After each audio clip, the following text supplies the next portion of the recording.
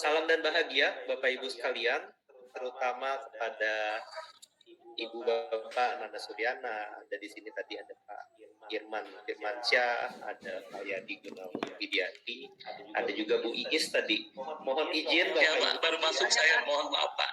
Oh iya, sinyalnya.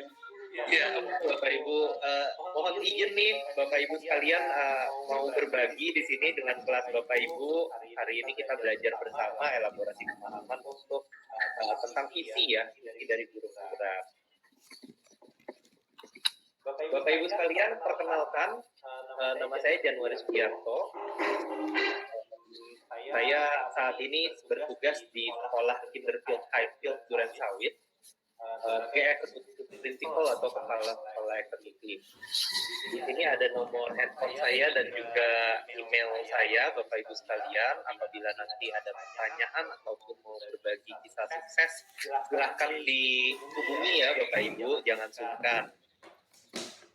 Bapak Ibu, kembali saya ingatkan untuk kesepakatan kelas kita untuk elaborasi pemahaman hari ini. Yang pertama di situ ada lambang kamera. Diharapkan apabila tidak ada kendala koneksi dan lain sebagainya, untuk Bapak Ibu bisa menyalakan kamera supaya saya tidak kesepian Bapak Ibu. Karena di kantor saya sendirian, tetapi melihat wajah-wajah Bapak Ibu sekalian di sini, saya jadi tidak kesepian dan tidak seperti berbicara pada laptop saja ya Bapak Ibu. Kemudian yang kedua, karena kita saat ini menggunakan Google Meet ya sebagai medianya, agak berbeda ketika kita berjumpa apabila menggunakan media digital seperti ini. Apabila ada suara masuk yang bersamaan, cenderung mengalahkan satu sama lainnya. Jadi saling tertimpa suaranya. Jadi dimohon kerjasamanya untuk dapat mematikan mikrofonnya Bapak Ibu sekalian. Nanti apabila ada pertanyaan bisa raise hand dan kemudian dibukakan mikrofonnya apabila disebutkan namanya ya Bapak Ibu sekalian. Kemudian yang ketiga, gangguan teknis Bapak Ibu mungkin terkadang tidak bisa dihindari, tetapi yang perlu saya sampaikan di sini memang terkadang jarang sekali ya Bapak Ibu ada gangguan teknis. Tetapi apabila hari ini ada terjadi gangguan teknis, saya mohon Bapak Ibu untuk dapat bisa bersabar apabila saya terlempar dari ruangan ini. Di sini saya sudah menyiapkan beberapa strategi cadangan ya untuk bisa kembali terkoneksi lagi nanti. Kemudian kita siapkan pena dan kertas Bapak Ibu, bukan untuk menyalin apa yang ada di slide, tetapi untuk membuat catatan-catatan kecil, apakah itu pertanyaan refleksi, apakah itu suatu hal yang menarik menurut Bapak Ibu, dan lain sebagainya. Kita juga akan memaksimalkan fitur raise hand. Apabila Bapak Ibu memiliki pertanyaan, nanti bisa menggunakan fitur raise hand untuk nanti dipanggil namanya dan bisa membuka mikrofon. Kemudian sesi elaborasi pemahaman 90 menit itu biasa waktu yang sangat pendek ya Bapak Ibu ya. Walaupun 90 menit terlihat banyak, tetapi pada kenyataannya terkadang memang terasa sangat cepat sekali. Maka dari itu kita akan memaksimalkan waktu. Saya akan berusaha semaksimal mungkin untuk dapat memaparkan beberapa sebenarnya sudah yang Bapak Ibu baca sebelumnya, secepatnya nanti supaya kita bisa diskusi ya Bapak Ibu. Jadi apabila nanti di sepanjang perjalanan pemaparan ini Bapak Ibu ada pertanyaan, bisa langsung dituliskan di kolom chat maupun nanti di akhir menggunakan fitur raise hand untuk bertanya langsung. Kita siapkan juga pikiran dan hati kita siapkan terhadap perbedaan yang mungkin nanti ada, kita hormati segala perbedaannya, pendapat-pendapat kita, karena dari pendapat-pendapat tersebutlah kita akan belajar dengan lebih maksimal lagi ya Bapak Ibu. Kemudian yang terakhir, tapi tidak kalah penting, kita maksimalkan fitur chat Bapak Ibu. Nanti apabila ada pertanyaan, ataupun mungkin pertanyaannya dari saya, dari slide yang akan dipaparkan, silahkan bisa digunakan fitur chat untuk memberikan pendapat Bapak Ibu sekalian. Itu kurang lebih kesepakatan kelas kita Bapak Ibu. Selanjutnya untuk capaian sendiri, capaian dari sesi hari ini, untuk guru penggerak mampu mengembangkan visi yang lebih jelas mengenai murid yang memiliki profil pelajar Pancasila dan pentingnya memetakan kekuatan yang dimiliki oleh JGP demi mewujudkan visi pendidik yang berpihak pada murid. Di sini highlight-nya satu visi yang lebih jelas, tidak kalah pentingnya juga ini ada dua jangkar di sini, profil pelajar Pancasila dan juga berpihak pada murid. Itu dua frase yang akan kita terus-menerus geluti ya Bapak Ibu. Kemudian untuk capaian umum yang kedua, memetakan dan mengimplementasikan strategi pengelolaan perubahan melalui kekuatan yang dimiliki dari dalam diri dan luar diri untuk mewujudkan visi pendidik yang berpihak pada murid. Sekali lagi, visi pendidik yang berpihak pada murid ini selalu muncul. Untuk capaian khusus hari ini, diharapkan guru penggerak mampu untuk satu, merumuskan visinya mengenai lingkungan belajar yang berpihak pada murid. Yang kedua, mengidentifikasi kekuatan yang dimiliki dalam mendukung penumbuhan potensi murid. Kemudian ketiga, membuat rencana manajemen perubahan menggunakan paradigma dan model inquiry apresiatif. Nanti akan kita bahas sedikit untuk inquiry apresiatifnya. Di tempat di mana Bapak Ibu berkarya, kemudian menjalankan rencana. Jadi selain membuat, kita menjalankan manajemen perubahan menggunakan paradigma dan model apresiatif. Pastinya di tempat Bapak Ibu berkarya. Baik Bapak Ibu, kita mulai dari yang paling besar ya Bapak Ibu ya. Visi. Dari mana datangnya visi? Mengapa kita harus memiliki visi Bapak Ibu sekalian? Nah, untuk menjawab ini, pastinya kita harus paham dulu ya, visi itu artinya apa sih? Nah, berdasarkan KBBI versi digital, visi itu adalah, ini langsung digarisbawahi, kemampuan untuk melihat pada inti persoalan, pandangan atau wawasan ke depan. Nah, yang ketiga yang paling saya senangi, kemampuan untuk merasakan sesuatu yang tidak tampak melalui kehalusan jiwa dan ketajaman penglihatan. Jadi visi itu adalah kemampuan kita untuk merasakan sesuatu yang tidak tampak lewat kehalusan jiwa kita dan juga ketajaman penglihatan kita. Bagaimana kita mau melihat dalam hal ini pendidikan ke depannya itu seperti apa? Pendidikan yang ideal itu menurut kita seperti apa? Visi itu diperlukan, ya pastinya perlu dibangun dan ditumbuhkan ya, dengan memfokuskan kepada hal yang positif dan juga kekuatan.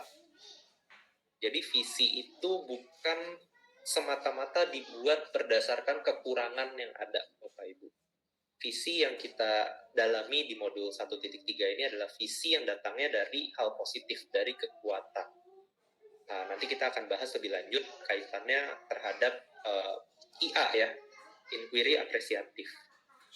Nah, pertanyaannya mungkin pertanyaan yang agak menggelitik.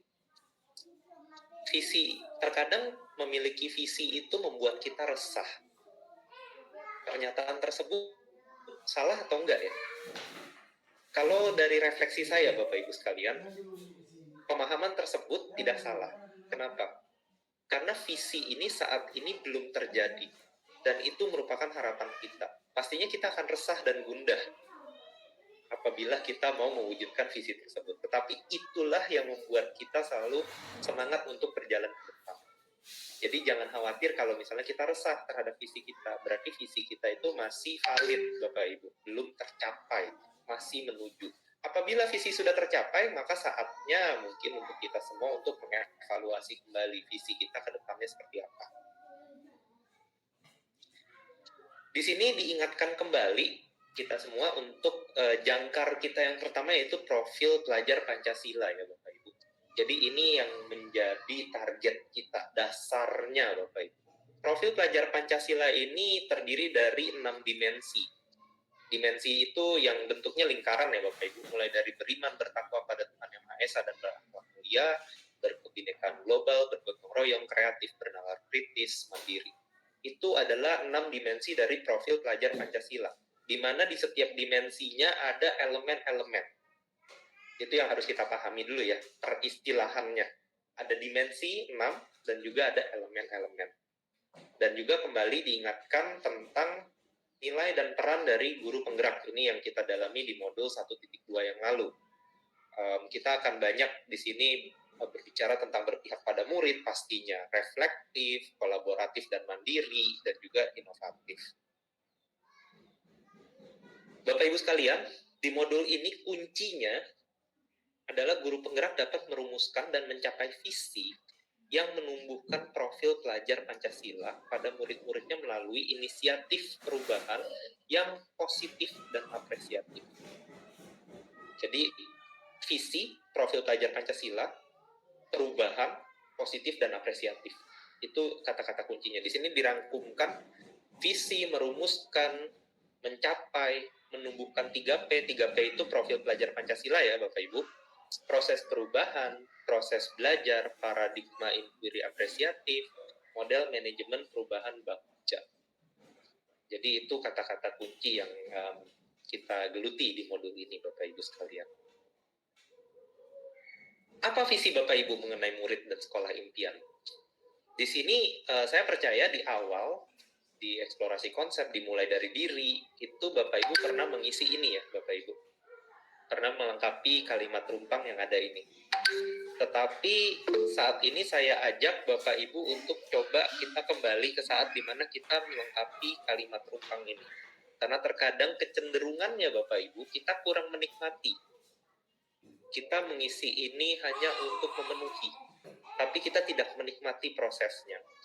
Sedangkan untuk dapat memiliki visi, kita harus benar-benar meresapi apa yang kita tuliskan di sini.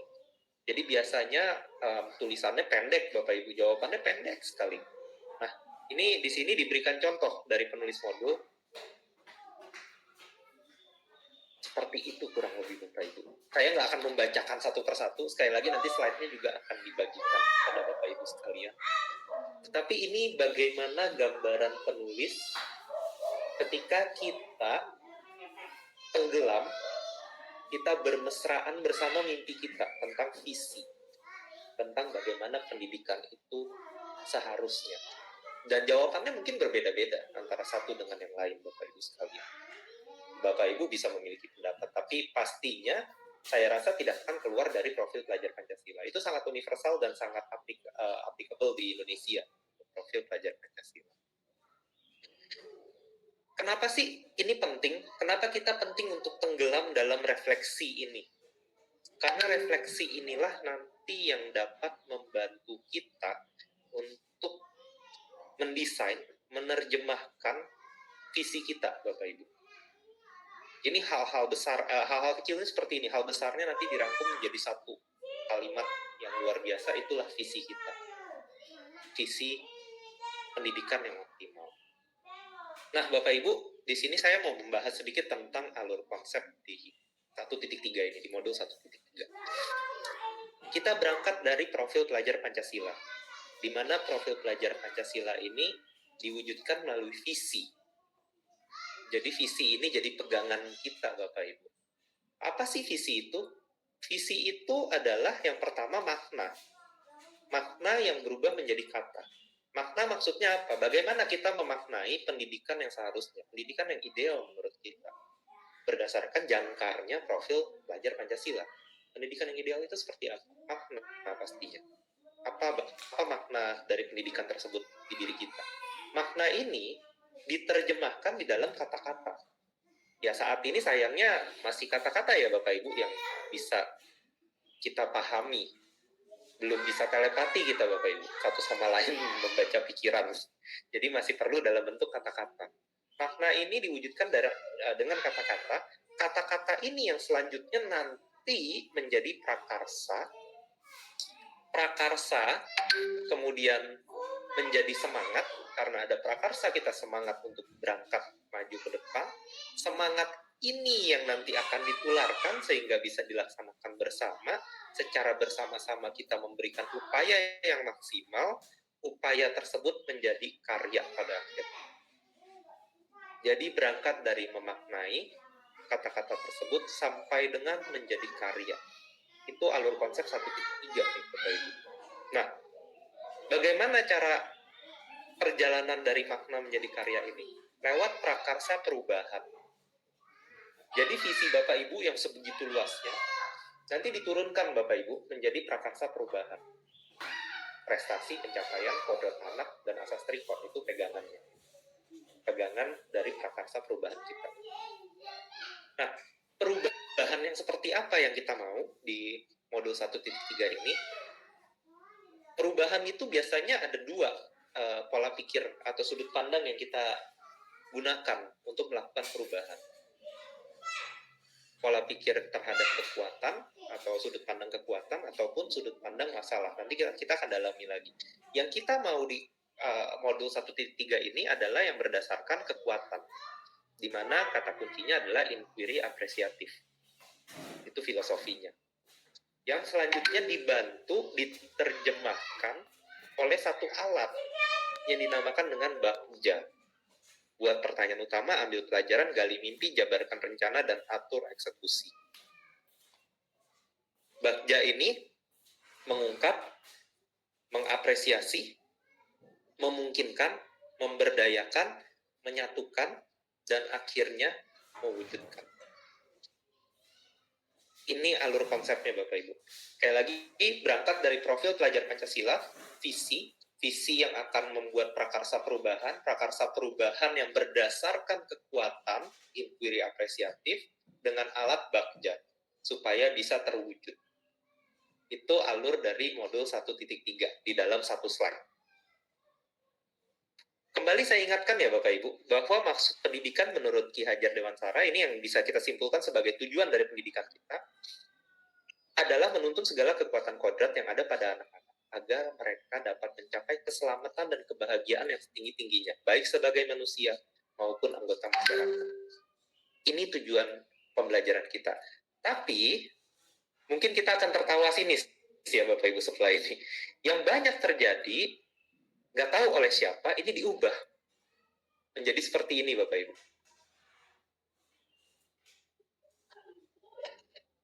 Maksud pendidikan itu adalah mengajar segala materi mata pelajaran pada anak-anak agar mereka mencapai nilai rapot tinggi dan jadi juara kelas yang dapat berprestasi di banyak lomba. Ki Hajar Dewantara nggak pernah bilang seperti ini Bapak Ibu. Yang jadi tujuan itu adalah selamat dan bahagia untuk Ki Hajar Dewantara. Kekuatan kodrat anak, guratan halus yang ada pada anak-anak. Bukan kertas putih, bukan tabula rasa. Nah, ini mungkin menjadi banyak visi di sekolah-sekolah Bapak Ibu. Dan saya paham saat ini, Bapak Ibu mungkin bisa bilang, ya itu kan di sekolah ya, tapi siapalah saya untuk mengubah visi sekolah? Nggak ada yang minta Bapak Ibu untuk mengubah visi sekolah. Tetapi kita mulai dari diri sendiri, kita coba memikirkan visi pendidikan menurut kita. Visi sekolah menurut kita itu harusnya seperti apa. Di sini terlihat fokus perhatiannya itu harusnya prestasi atau pencapaian kodrat. Pencapaian kodrat itu yang seperti apa? Kodrat alam dan kodrat zaman. Ini kembali saya ingatkan kembali, kodrat, tahap tumbuh kembang, psikososial. Ini berdasarkan Erik Erikson. Sudah Bapak Ibu lihat di modul 1.2. Kemudian ada juga yang dari Ki Hajar Dewantara, Wiraga Wirama, di mana dibagi menjadi 3 windu. 0 sampai 8, 9 sampai 16, 17 sampai 24. Dan kalau kita lihat, walaupun ini sudah dihasilkannya 100 tahun yang lalu, Bapak Ibu kurang lebih ya, sampai sekarang ini masih sangat aplikatif.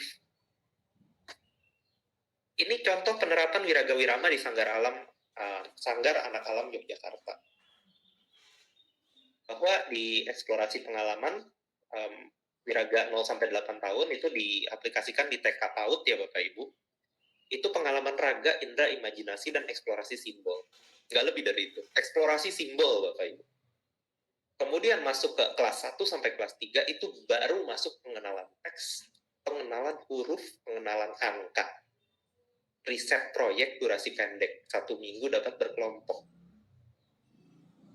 Masuk ke Wiraga Wirama tahap kedua, kelas 4 sampai dengan SMP, itu masuk ke riset proyek yang lebih panjang 1 semester, bisa dilakukan mandiri, ataupun kolaborasi.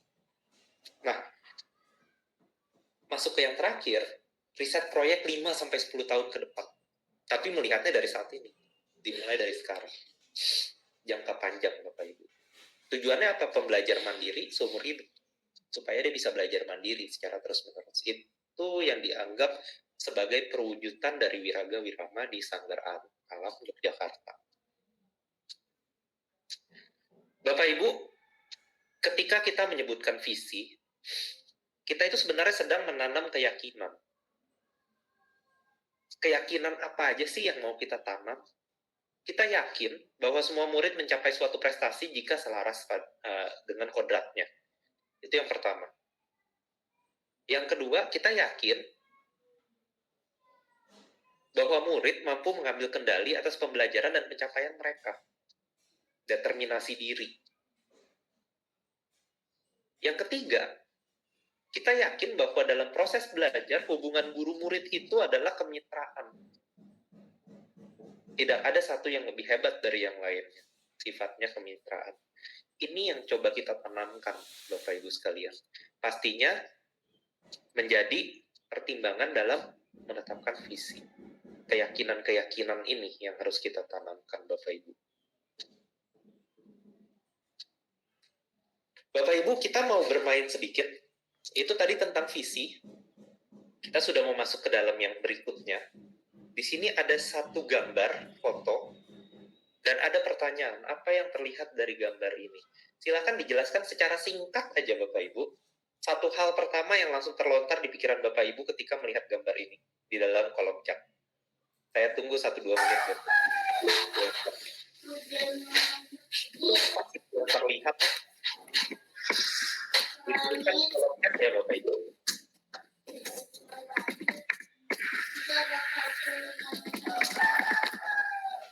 Ada rasa ingin tahu dari anaknya di luar.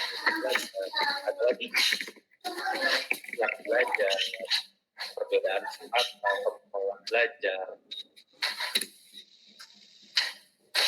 Seorang anak adalah belajar. Itu akan dituliskan Bapak Ibu.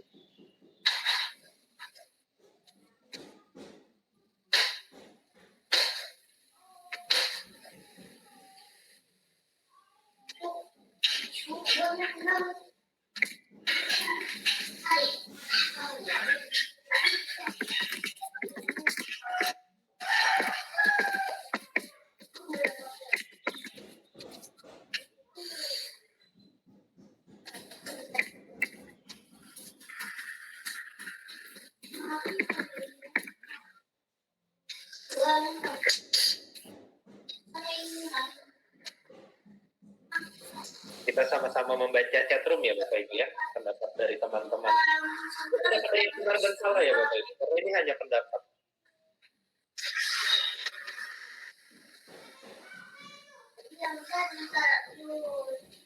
Kurang lebih sudah tergambarkan. Betul maaf, dia sebetulnya mikrofonnya terbuka.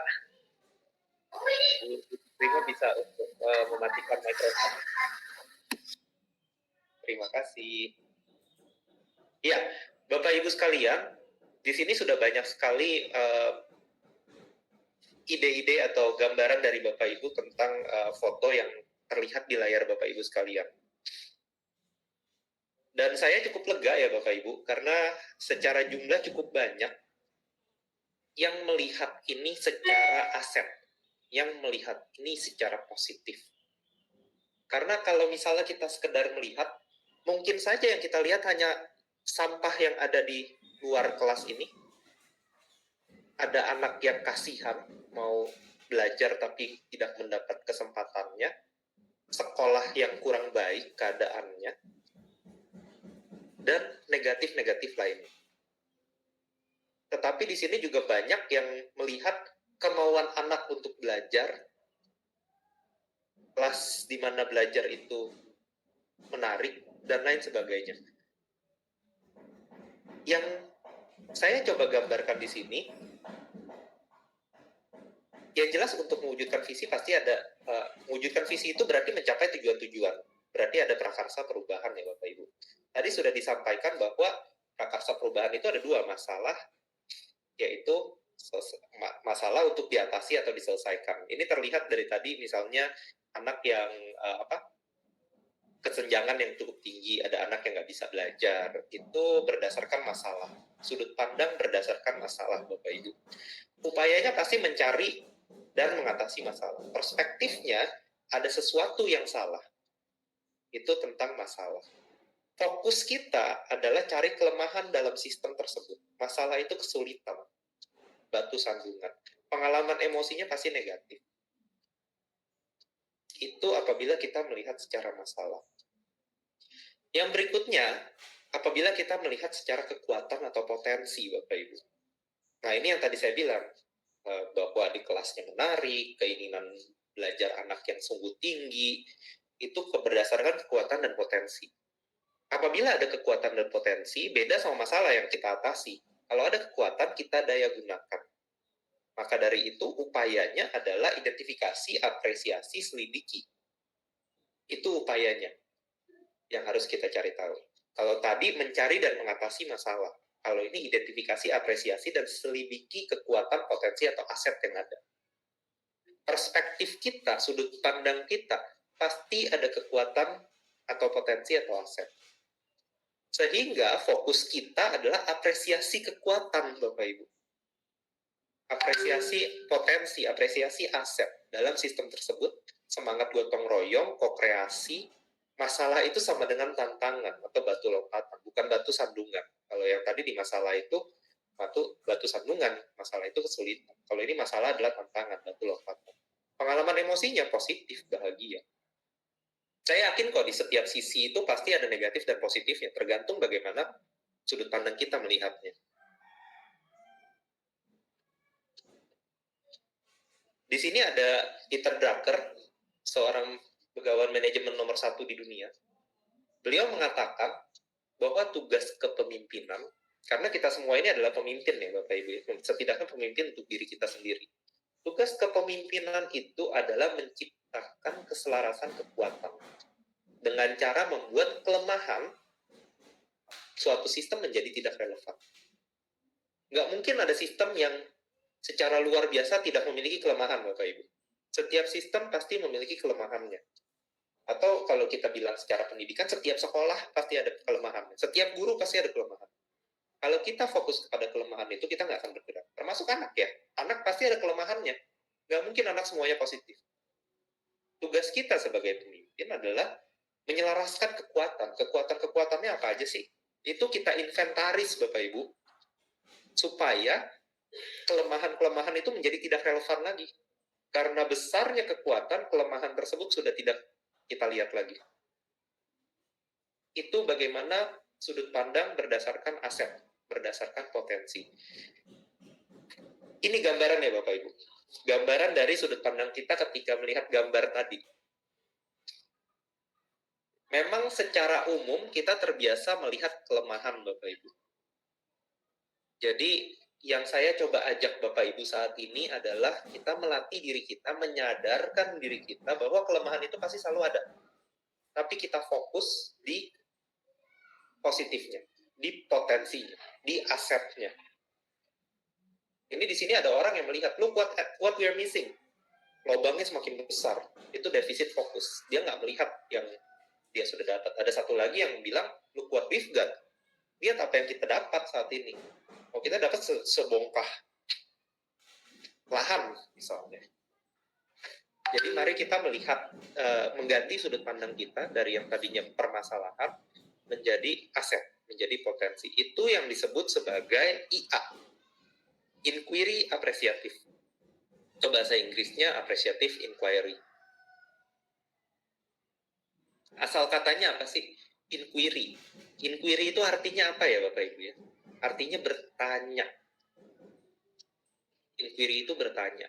Bertanya akan apa? Apresiatif. Bertanya terhadap sesuatu yang sifatnya apresiatif. Bertanya terhadap sesuatu yang positif. Positifnya apa aja sih? Itu yang dimaksud dari inquiry apresiatif, Bapak Ibu. Nah, di sini co-writer yang menyampaikan inquiry apresiatif, dia menegaskan bahwa inquiry apresiatif itu adalah suatu filosofi. Filosofi yang seperti apa?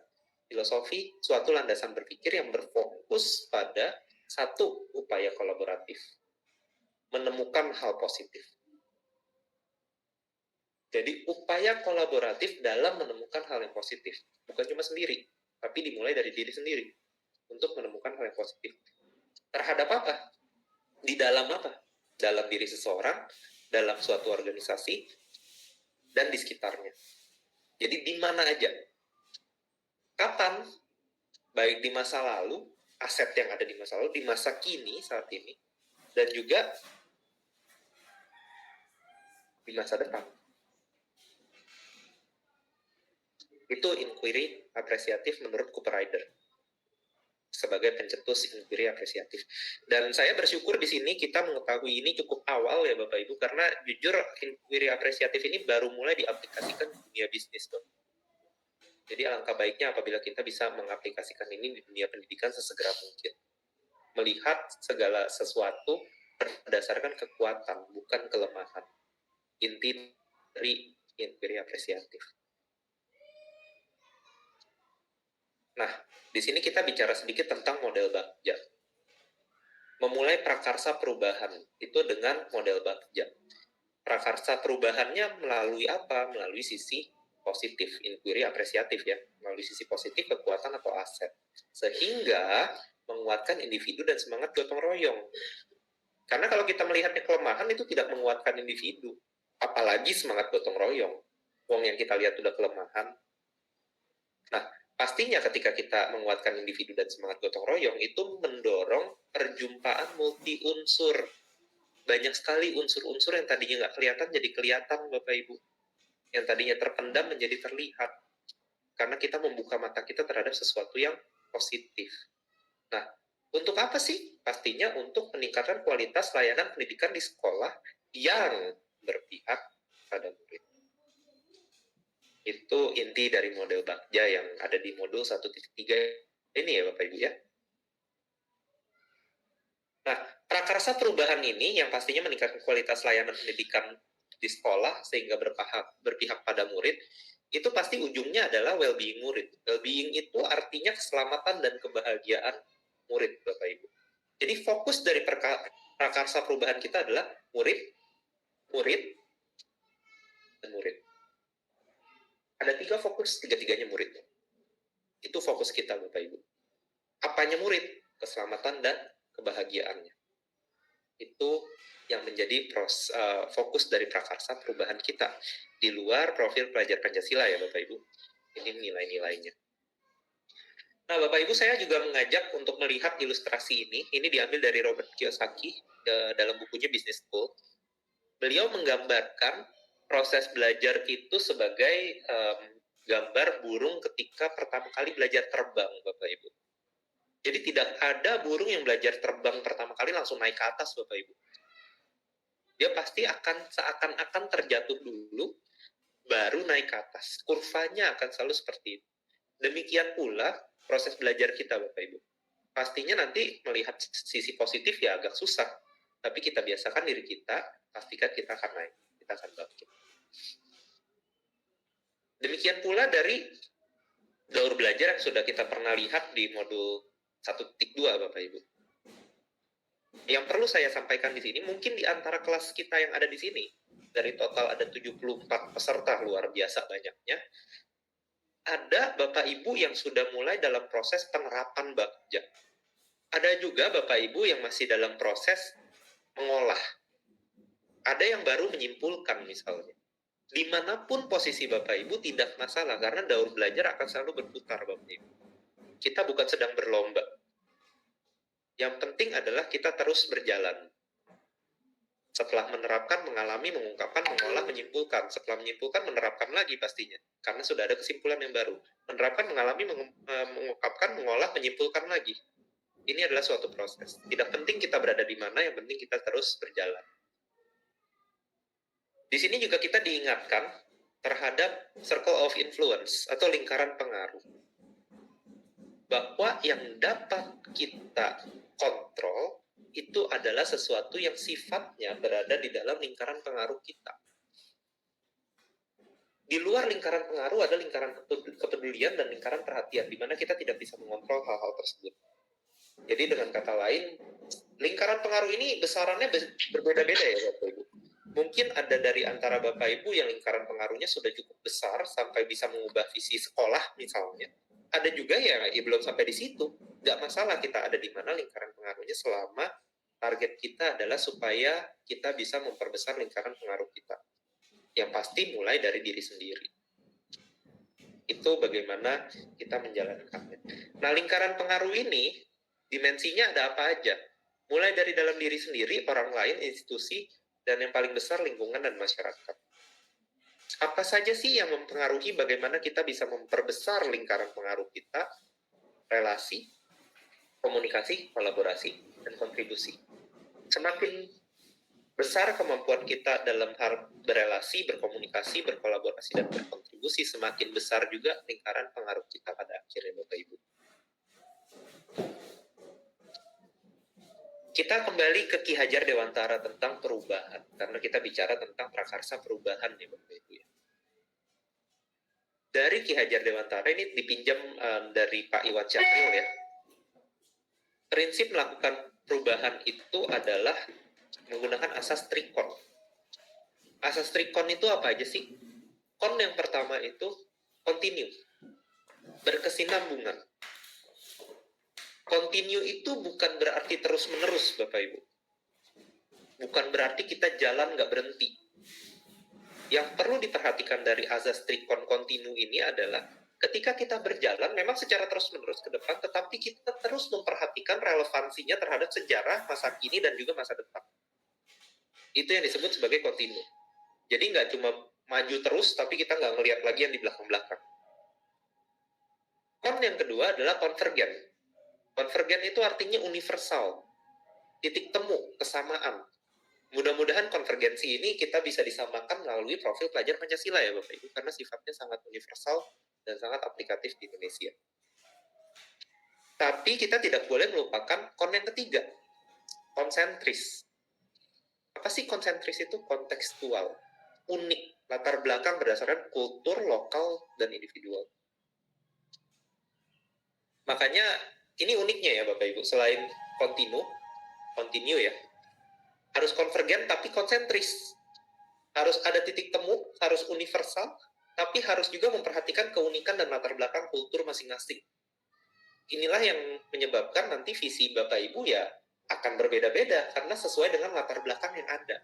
Tetapi titik temunya, kesamaannya sama-sama mewujudkan profil pelajar Pancasila. Yang pasti ya melihat dari sejarah, kini dan juga masa depan secara terus-menerus.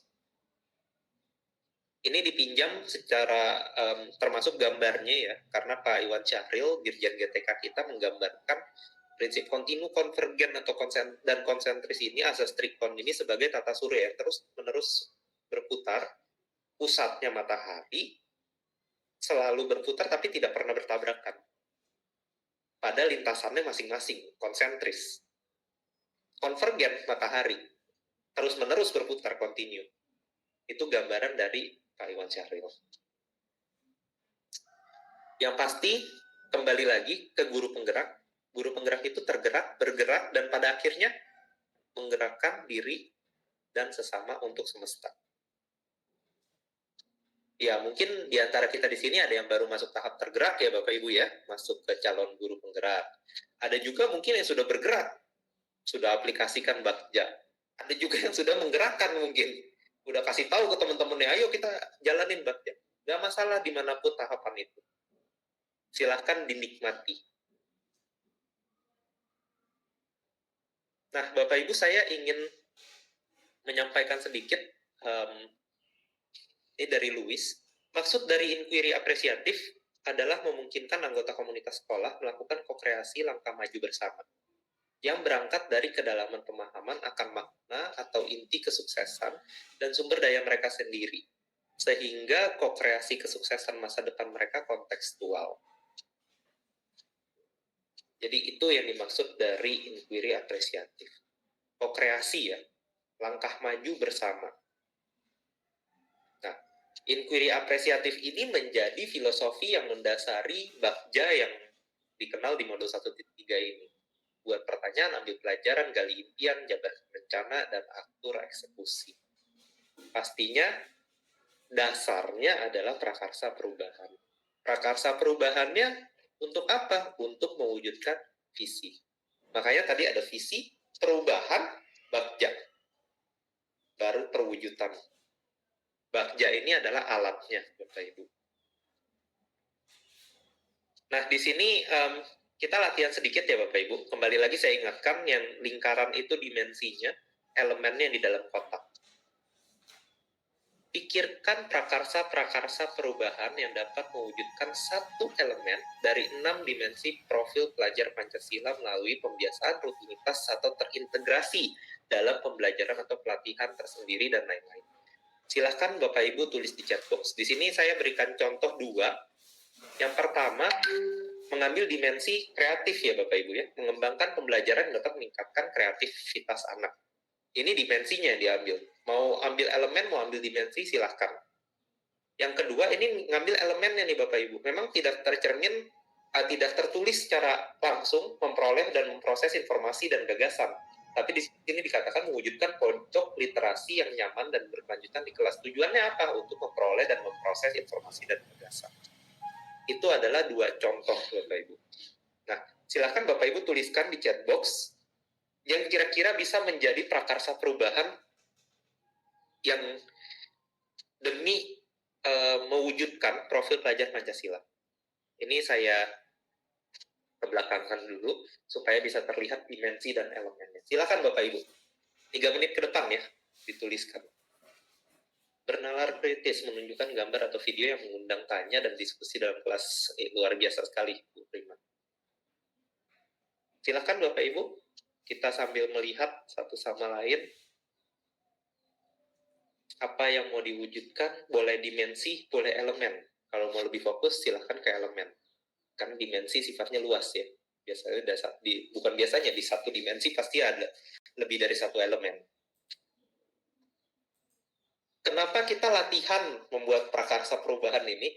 Karena kalau misalnya nggak ada prakarsa perubahan, nanti nggak ada bagjanya Bapak Ibu. Bagja itu baru bisa jalan kalau ada prakarsa perubahannya. Mewujudkan kemandirian murid melalui pembelajaran berbasis proyek. Ya, luar biasa. Ada lagi? Meningkatkan semangat belajar siswa dengan metode pembelajaran yang menarik dan menyenangkan.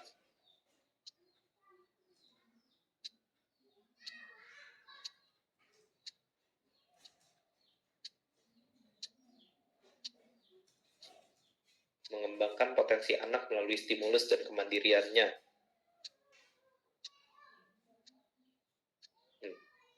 Dari bagaimana upaya yang dapat dilakukan agar siswa terbiasa hidup bersih, mewujudkan pembelajaran yang kreatif untuk mewujudkan minat belajar siswa, menciptakan suasana belajar yang menarik dan pembelajaran yang bermakna. Ya, ini udah luar biasa semua nih Bapak Ibu. Jadi itu prakarsa-prakarsa perubahan, dan prakarsa perubahan ini akan lebih mudah kita rumuskan apabila kita sudah memiliki visi yang jelas Bapak Ibu. Itu yang jelas.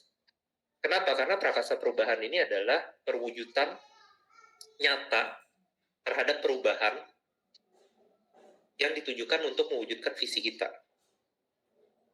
Jadi kalau kita sudah memiliki visi, kita sudah memiliki target, ini perubahan-perubahan yang dibutuhkan. Gitu. Baik, ini ada yang beriman dan bertakwa kepada Tuhan, melatih siswa untuk mengakhiri pembelajaran dengan berdoa masing-masing dalam hatinya secara mandiri tanpa harus disuruh atau melihat orang lain. Itu luar biasa sekali. Nah, kenapa tadi saya bilang bahwa prakarsa perubahan ini penting? Karena proses bagja ini tidak akan terjadi tanpa prakarsa perubahan. Sekarang kita lihat proses bagja ya Bapak Ibu sekalian. Helikopter view-nya seperti apa? Dimulai dari nilai-nilai dan visi profil pelajar Pancasila. Filosofi nilai-nilai ini gambarannya yang Bapak Ibu dapatkan di modul 1.1 ya Bapak Ibu ya. Dan juga visi profil pelajar Pancasila. Nilai-nilai dan visi profil pelajar Pancasila ini diwujudkan melalui prakarsa perubahan. Perwujudannya seperti itu. Untuk mendapatkan nilai-nilai dan juga untuk memenuhi visi untuk profil pelajar Pancasila, saya membuat prakarsa perubahan. Apa sih prakarsa perubahan ini? Ya, bagaimana kita menyusun pertanyaan-pertanyaan dan tindakan yang perlu dilakukan. Caranya seperti apa? Bagja. Jadi bakja itu cara, bakja itu alat, Bapak Ibu. Dimulai dari BAG-nya, itu menjalankan tindakan yang perlu dilakukan, pertanyaan disampaikan, dibahas, digali bersama tim dan komunitas, sehingga membuahkan temuan. Kata kuncinya pertanyaan, Bapak Ibu.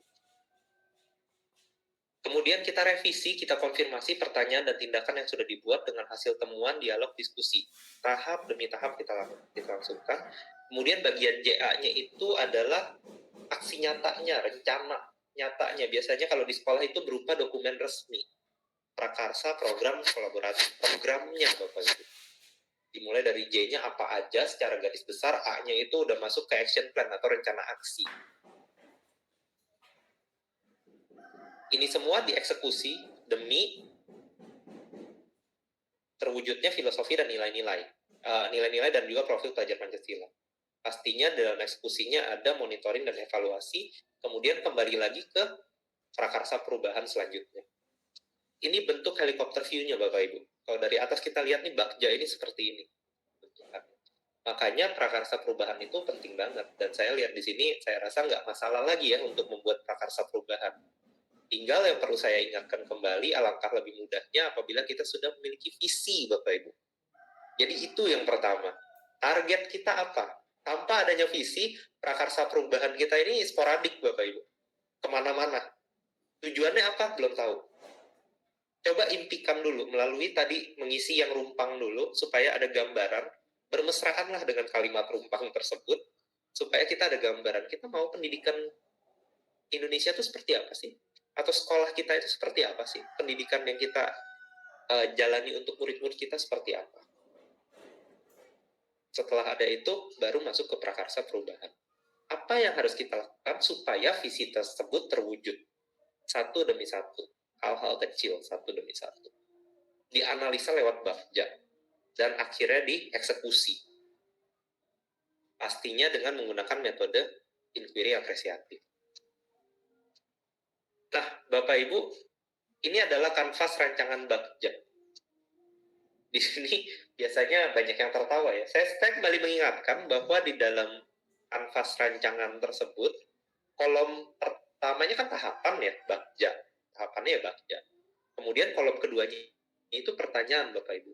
Mulai dari pertanyaan besar, pertanyaan-pertanyaan kecil yang turun dari pertanyaan besar tersebut, gali mimpi itu kalau misalnya sudah terwujud itu seperti apa gambarannya yang ada di pikiran kita, itu yang jadi pertanyaannya, rencananya seperti apa, eksekusinya seperti apa. Nah, kolom ketiga ini nih yang sering salah, Bapak Ibu. Kolom ketiga itu bukan jawaban dari pertanyaan, tapi tindakan penyelidikan yang perlu dilakukan untuk menjawab pertanyaan. Jadi kita tidak menjawab pertanyaan yang kita buat, Bapak Ibu. Tujuannya apa sih? Dan perbedaannya apa sih? Tujuannya, kalau misalnya kita sudah menjawab pertanyaan, itu berarti kita sudah memiliki satu jawaban yang fix ya Bapak Ibu ya. Dan terkadang ketika kita sudah, contoh kecilnya seperti inilah. Anak saya di SD, itu saya selalu sampaikan, kalau misalnya kamu sudah memiliki pertanyaan atas, kamu sudah memiliki jawaban atas pertanyaan yang mau kamu tunjukkan kepada saya, jangan lagi kau tanyakan. Karena jatuhnya nanti ngeyel Bapak Ibu. Betul ya? Tapi kan begini. Karena dia sudah ada jawaban di dalam pikirannya. Jadi kita menghindari itu. Karena semangat kita adalah kolaborasi, Bapak Ibu sekalian. Jangan kita memiliki satu jawaban yang fix. Tapi yang kita lakukan adalah tindakan atau penyelidikan yang perlu supaya bisa menjawab pertanyaannya. Pertanyaan, mengapa pertanyaan? Untuk apa pertanyaan-pertanyaan itu dibuat? Untuk memfasilitasi perubahan dari dalam organik. Karena sifatnya reflektif. Itu salah satu nilai guru penggerak ya Bapak Ibu ya. Reflektif, kolaboratif, mandiri ketika membuat pertanyaan, kolaboratif ketika membuat tindakan penyelidikannya. Dan juga reflektif. Kalau misalnya kita bertanya, mudah-mudahan itu organik. Memungkinkan kolaborasi dan dialog multi unsur. Ko-kreasi jawaban. Kita nanti coba dalami. Nah, pertanyaan yang baik itu berdasarkan inquiry apresiatif itu adalah satu mengarahkan perhatian ke yang positif. Identifikasi nilai-nilai positif. identifikasi kekuatan, fokus pada apa yang diinginkan terjadi atau ada lebih banyak. Fokus pada aspek kehidupan sehari-hari di sekolah. Dari hal-hal kecil aja, nggak usah dari hal-hal besar yang memang sudah ada di sekolah, tapi mau kita kuatkan. Itu inquiry apresiatif, Bapak Ibu. Jangan dari permasalahan, dari apa yang nggak ada gitu loh. Tapi memang dari apa yang ada kita berangkat, kita perbaiki. Menjadi lebih baik, lebih baik, lebih baik. Sehingga kekurangannya itu tidak relevan lagi. Mengungkapkan narasi tanda kutipnya baru. Kenapa pakai tanda kutip? Karena sebenarnya nggak baru, karena sudah ada. Tapi terkesan baru karena kita kuatkan. Mengungkap makna yang spesifik, akrab, dan kontekstual. Ini juga disadur dari Lewis. Nah, di sini ada ciri tahapan bagja dan contoh mengubah pertanyaan sesuai prakarsa perubahannya. Ini saya nggak bacakan dulu ya Bapak Ibu, nanti kita akan membahas lebih dalam lagi. Mungkin yang saya bisa rangkum di sini, ketika proses B yang pertama, buat pertanyaan utama, itu suatu pertanyaan besar atas prakarsa perubahan. Makanya prakarsa perubahan itu adalah dasar dari bagja. Apa yang harus dilakukan supaya prakarsa perubahan ini bisa terjadi? Itu pertanyaan besarnya. Ambil pelajaran. Bagaimana kita menjawab pertanyaan itu, pertanyaan-pertanyaan lain pasti muncul yang kecil-kecilnya. Nanti kita akan lihat prosesnya. Gali mimpi itu proses yang seperti apa sih? G-nya. Apabila proses perubahan ini sudah terwujud, prakarsa perubahannya sudah terwujud, gambaran kita itu seperti apa sih keadaannya? Kebijakan baru seperti apa? Kebiasaan baru yang seperti apa yang muncul? Itu proses gali mimpi. Jabarkan rencana. Apa saja yang harus kita lakukan? Itu dijabarkan rencana. Dan yang terakhir, atur eksekusi. Di atur eksekusi ini kita sudah ngatur. Ini tanggung jawabnya siapa, ini tanggung jawabnya siapa, tanggalnya berapa sampai berapa, kalau ini terjadi kalau tidak terjadi harus bagaimana, kalau terjadi harus bagaimana. Itu diatur eksekusi. Sekali lagi ini adalah alat Bapak Ibu. Alat itu tujuannya membantu, jangan mempersulit. Nah di sini saya rasa ini Bapak Ibu sudah ada, tapi saya bahas sedikit mulai dari pertanyaan yang nyeleneh ya. Prakarsa perubahannya itu mendapatkan lingkar pinggang ideal. Nah ini kan dari sehari-hari kita ya. Kalau misalnya lingkar pinggang ideal itu pertanyaan yang wajar terjadi itu apa sih? Apa yang harus saya lakukan untuk mendapatkan lingkar pinggang ideal dengan cara yang sehat? Itu pertanyaan besarnya. Seperti yang tadi saya sampaikan, apa yang harus saya lakukan supaya prakarsa perubahan ini terwujud? Daftar tindakan, sekali lagi ini bukan pertanyaan. Daftar tindakan yang harus dilakukan. Kalau menjawab kan jawabannya langsung ya Bapak Ibu ya. Diet, olahraga, itu jawaban. Tapi ini bukan jawaban, ini daftar tindakan. Mencari informasi di buku atau jurnal kesehatan. Saya nggak tahu informasinya apa aja. Mungkin satu buku dengan buku lainnya berbeda. Tapi kita kumpulkan semua itu aset kita. Berkonsultasi ke dokter gizi melalui aplikasi daring misalnya. Itu adalah tahapan tindakan yang perlu dilakukan supaya kita bisa menjawab pertanyaan. Bukan jawabannya. Nah itu untuk lingkar pinggang ideal Bapak Ibu. Sekarang kita masuk ke pendidikan tentang mengembangkan pembelajaran yang meningkatkan kreativitas anak. Apa pertanyaannya? Ya sama, bagaimana prakarsa itu dapat terwujud? Bagaimana untuk mengembangkan pembelajaran yang dapat meningkatkan kreativitas anak? Apa yang harus saya lakukan? Tindakannya apa? Ajak kepala sekolah tukar pikiran, ngobrol, atau guru-guru lain, membaca literatur mengenai kegiatan yang dapat mengembangkan kreativitas anak di kelas. Apabila kita menjalankan proses ini, daftar tindakan yang kita jalankan, secara otomatis kita akan masuk ke dalam yang kedua. Ambil pelajarannya, discover. Balik lagi ke lingkar pinggang ideal ya tadi kan. Siapa sih yang berhasil? Tadi kan bagaimana caranya terus ke dokter gizi gitu ya. Baca dari buku, jurnal, terus ke dokter gizi. Pertanyaan berikutnya kan siapa sih yang udah pernah berhasil? Gimana sih cara dia makan? Apa aja sih yang dilakukan? Situasinya apa aja sih? Supaya bisa dapat lingkar pinggang ideal. Perlu ada keterampilan apa sih? Ini pertanyaan kecil atas pertanyaan besar yang ada. Tindakannya apa? Daftar tindakan, mencari profil. Jadi bukan menjawab siapa orang yang berhasil mendapatkan lingkar pinggang ideal. Oh, si A, itu jawaban. Tapi kita cari profil orang atau tokoh yang terkenal yang sudah pernah berhasil. Jadi itu tindakan ya. Kita melakukan sesuatu, ada berarti yang sudah pernah berhasil itu yang tadinya gemuk menjadi kurus misalnya. Siapa aja. Itu dicari profilnya, itu daftar tindakan. Mencari tahu, mencatat bagaimana mengatur makanan.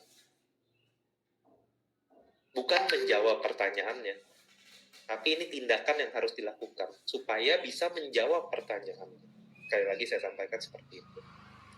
Kembali ke kreativitas pendidikan, pertanyaannya berubah menjadi seperti ini dan daftar tindakannya berubah menjadi seperti itu. Siapa sih di sekolah yang memiliki pengalaman? Aktivitas apa aja sih yang menurut anak-anak kreatif? Situasi apa? Keterampilan apa yang harus dimiliki? Daftar tindakannya apa? Mencari contoh nyata. Bukan jawaban, tapi kegiatan kita untuk mendapatkan jawaban, mencari contoh nyata, mewawancara, survei. Nah, kita dapatkanlah itu semua jawaban. Jadi jangan jawaban itu datang dari diri kita sendiri. Tapi kita lakukan dulu daftar tindakan yang perlu dilakukan. Karena jawabannya terkadang di luar apa yang kita pikirkan, Bapak Ibu. Dan itu adalah aset. Masuk ke tahapan gali mimpi.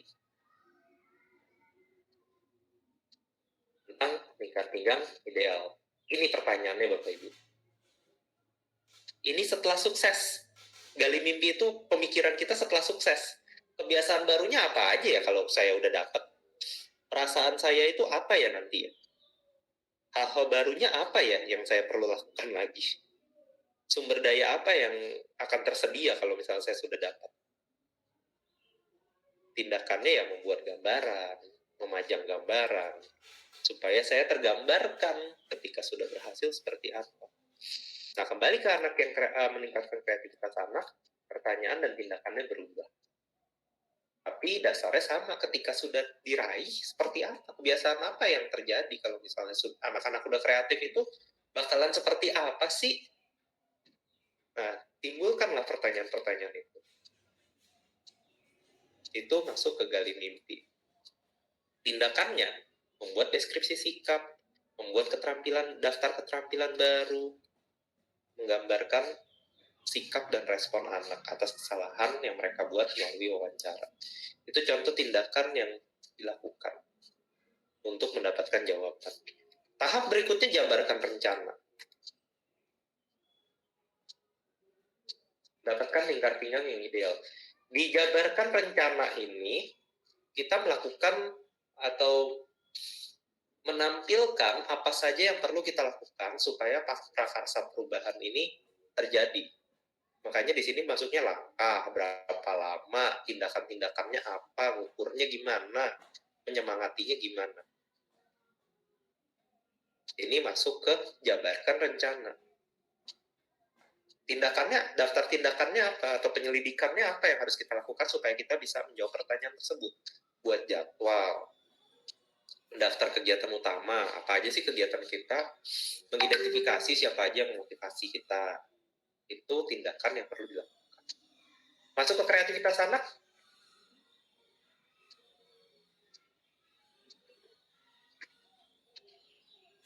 Ini menjadi seperti ini. Langkah apa yang paling sederhana bisa dilakukan? Langkah terobosan yang bisa dilakukan seperti apa? Daftar penyelidikan ya buat daftar pertanyaan-pertanyaan dialog sama anak. Apa aja sih yang bisa dibikin supaya kalian kreatif? Nah, itu menjadi langkahnya nanti. Melakukan dialog bersama kepala sekolah dan guru. Gitu. Penjabaran rencana. Yang terakhir, atur eksekusi ini sudah masuk ke dalam action plan atau rencana aksi, Bapak Ibu.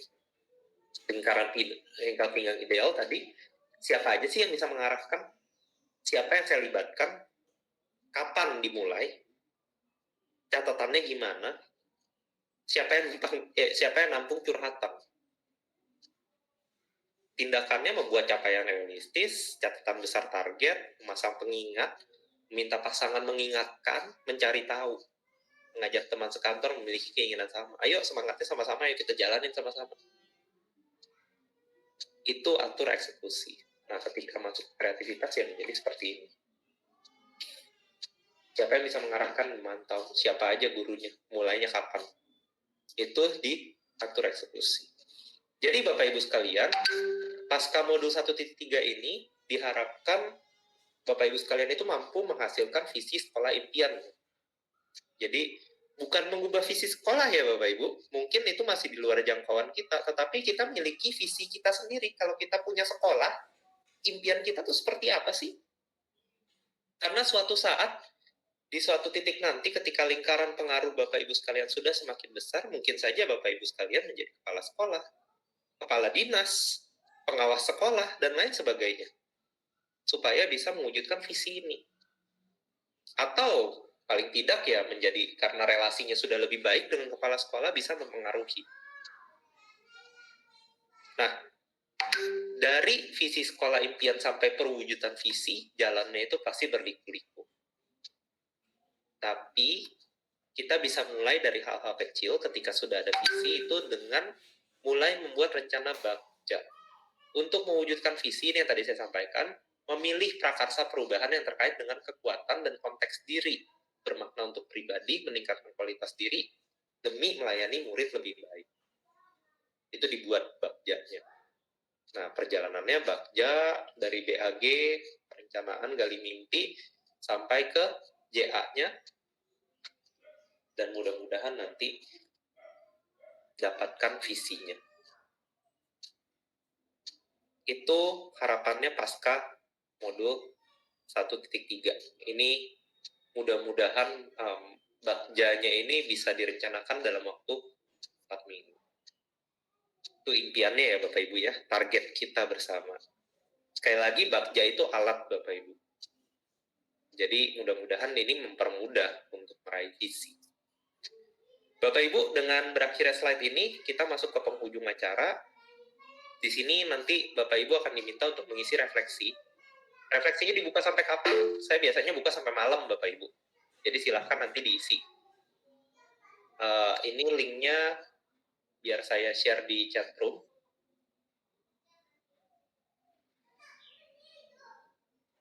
Ini untuk link refleksi. Dan satu lagi ada link materi.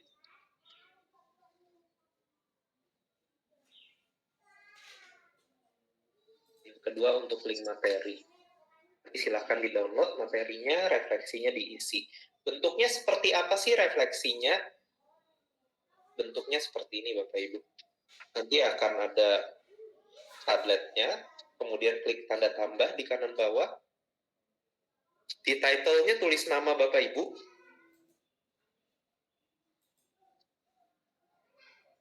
Daerahnya kalau perlu. Kemudian di write something-nya tulis 1, 2, 3, 4 itu. Jawabannya apa? Pertanyaannya ini.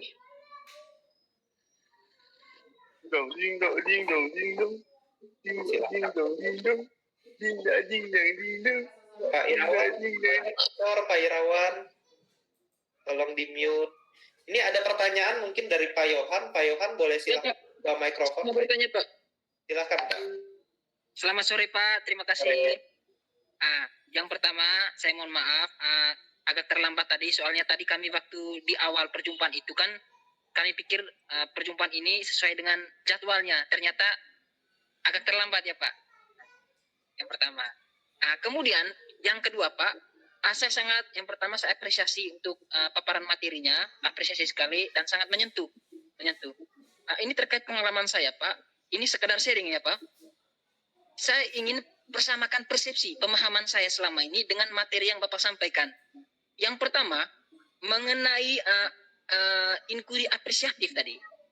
Itu pemahaman saya sebelum saya mengikuti pendidikan guru penggerak ini Pak. Pemahaman saya kalau tidak salah konsep ini itu sudah pernah kami jalankan.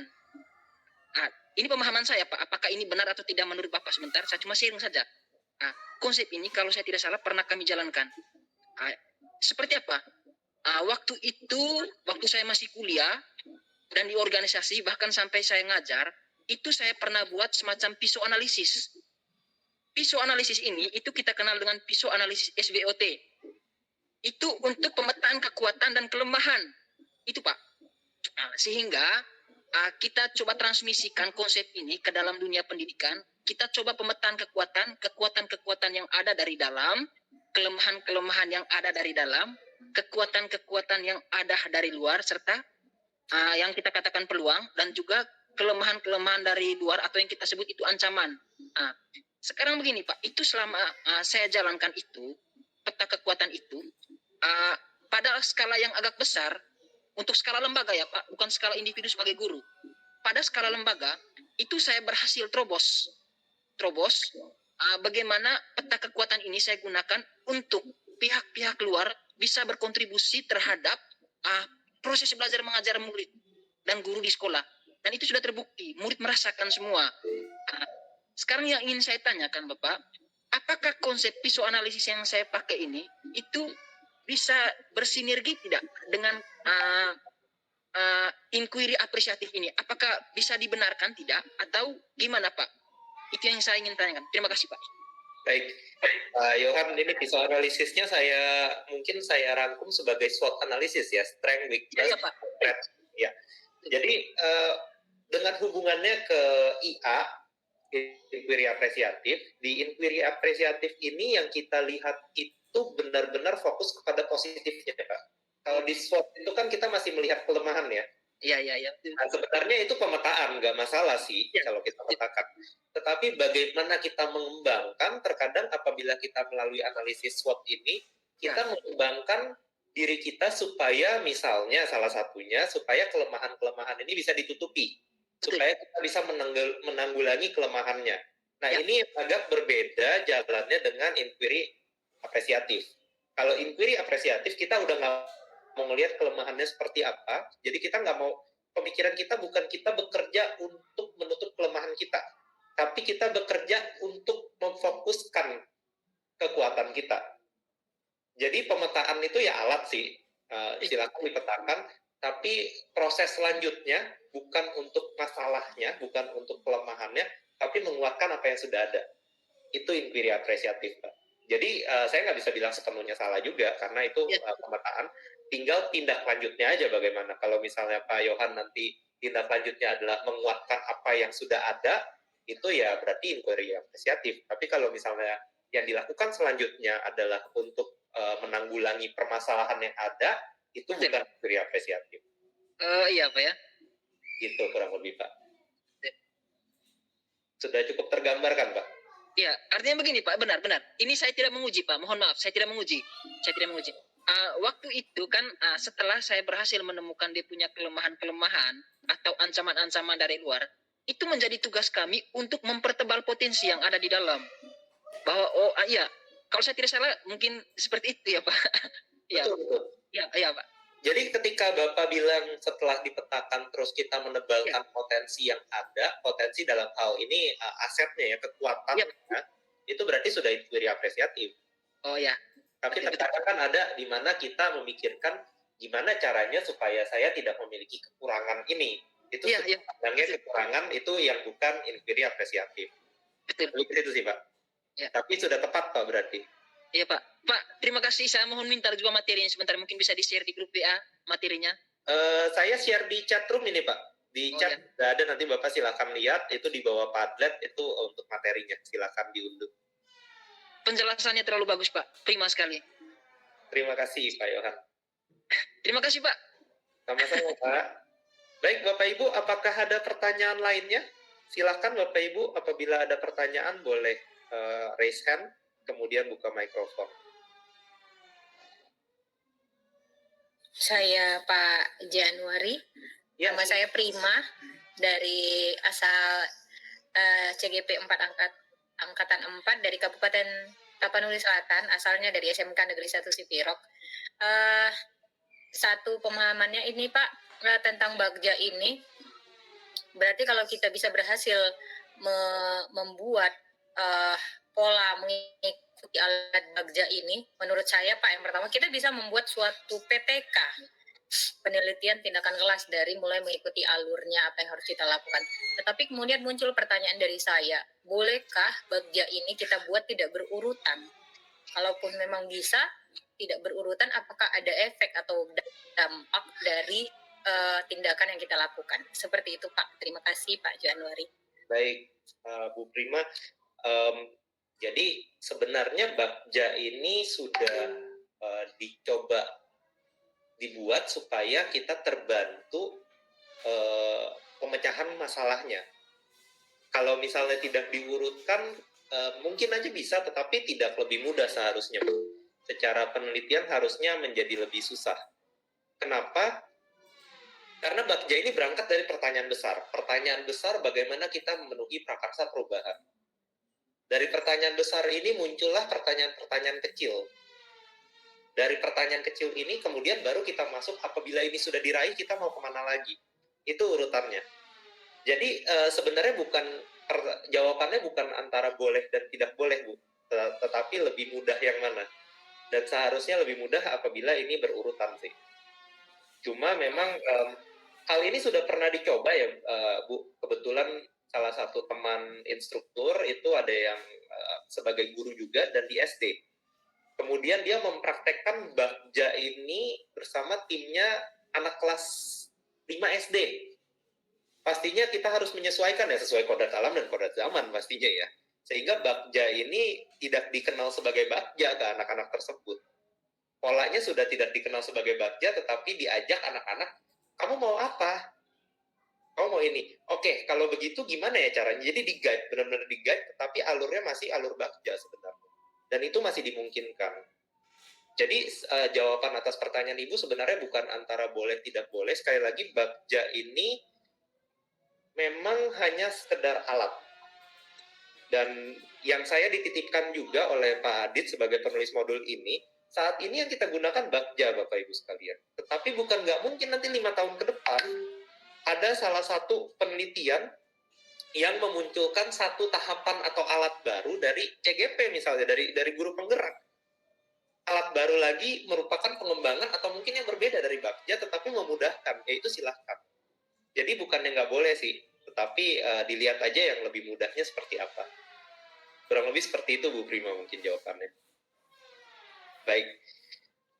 Pak Sofyan, silakan Pak Sofyan.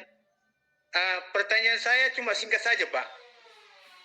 Kalau misalnya udah kita laksanakan inquiry apresiatif ini atau bagja, kalau gagal dia Pak, apa tindakan kita selanjutnya? Apakah kita lakukan lagi sekali lagi atau kita ambil yang lain Pak? Terima kasih. Baik. Saya izin buat pindah dulu slide-nya.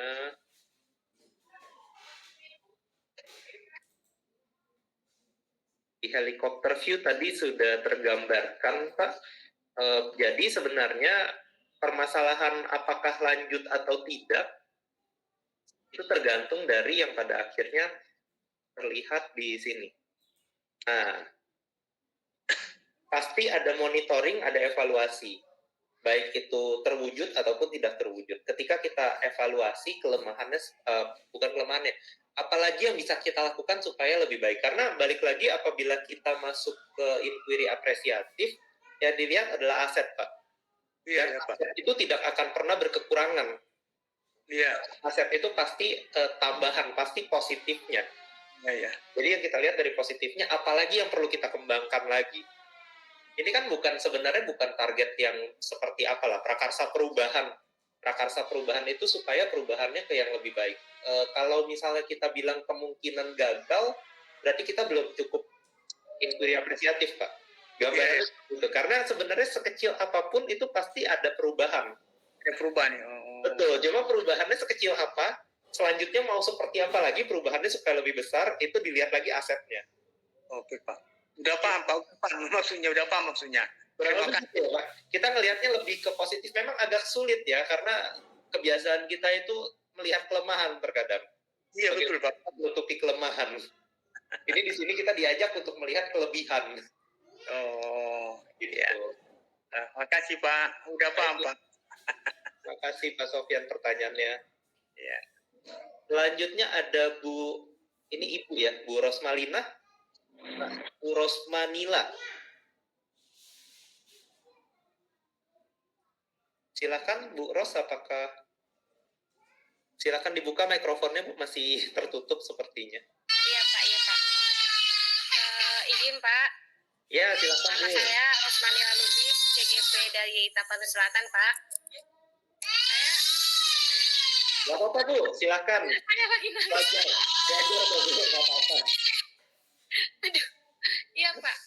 Jadi, Tidak apa-apa Ibu. ya, saya yang mau saya tanyakan Pak terkait tugas guru. Saya kebetulan guru SD Pak. Jadi tadi Bapak mengatakan bahwa tugas guru itu adalah menyelaraskan kekuatan. Jadi istilahnya ketika kita mempunyai murid yang tanda kutip memiliki kekurangan dari teman-teman yang lain, otomatis guru adalah tugasnya menyelaraskan itu. Tapi Pak, permasalahan saya punya murid. Dia setelah saya mulai proses awal di awal pembelajaran, sepertinya anak ini tidak bisa belajar secara klasikal. Dalam artian kalau kita memberikan materi secara privat, dia bisa. Tapi kalau secara klasikal dia nggak bisa Pak. Jadi kalau terus-menerus privat saya berikan, otomatis saya istilahnya harus menambah waktu terus-menerus untuk siswa tersebut sepanjang pembelajaran, dan itu menurut saya sangat tidak efisien. Nah, kalau memang harus sepanjang semester saya melakukan seperti itu, karena tidak mau, tapi mengingat banyaknya tugas yang lain, saya pikir kurang efisien lah Pak. Jadi pertanyaan saya, bagaimana apa tindakan yang bisa saya lakukan lagi untuk memfungsikan tugas saya sebagai guru, bisa menyelaraskan kekuatan yang ada di antara murid saya tersebut Pak. Demikian. Terima kasih Pak. Maaf suaranya biji. Gak apa-apa Ibu, terima kasih pertanyaannya. Bu Ros, gambarannya gini Bu, ini saya bagi ke dua bagian besar jawabannya, di mana yang satu akan saya jawab langsung, yang satu lagi saya akan minta Ibu untuk menunggu sampai di modul 2 nanti. Kenapa? Karena di modul 2 itu akan tentang pembelajaran yang berpihak pada murid. Di situ strategi pembelajaran semua Bu isinya. Kalau di modul 1 ini masih yang sifatnya awang-awang nih, nilai, visi, filosofi, dan lain sebagainya. Masuk ke modul 2 nanti lebih praktek ya. Seperti apa sih seharusnya? Di situ akan lebih menjawab lagi. Tetapi kalau saya sesuaikan dengan modul 1.3 ini, jawaban atas pertanyaan Ibu, mohon izin Bu, tadi kalau misalnya dari cerita Ibu, di sini belum terlihat kekuatannya. Dan ini yang saya tadi sempat ngobrol juga dengan Pak Sofyan, kebiasaan kita itu melihat kekurangan. Itu tidak bisa dipungkiri. Kebiasaan kita itu melihat kekurangan. Kekurangan anak ini seperti ini, kekurangan anak ini seperti ini. Tapi kita belum bisa memetakan kekuatannya. Nah, itu hal pertama yang harus kita lakukan terlebih dahulu, Bu. Karena saya percaya setiap orang itu memiliki kekuatan.